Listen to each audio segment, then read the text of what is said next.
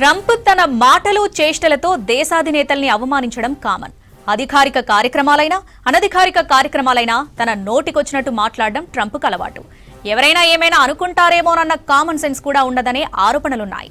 అటువంటి ట్రంప్కు Britain King Charles strong counter ఇచ్చారు. అమెరికా అధికారిక కార్యక్రమంలోనే ట్రంప్కు షాక్ ఇచ్చారు. ట్రంప్ గతంలో వేసిన సెటైర్లకు తనదైన మార్కుతో రిటర్న్ గిఫ్ట్ ఇచ్చారు కింగ్ చార్లెస్. రెండో ప్రపంచ యుద్ధంలో అమెరికా సాయం చేయకపోతే యూరోపియన్ దేశాల ప్రజలు జర్మన్, జాపనీస్ మాట్లాడేవారని ట్రంప్ గతంలో మాట్లాడిన మాటల్ని గుర్తు చేశారు బ్రిటన్ రాజు.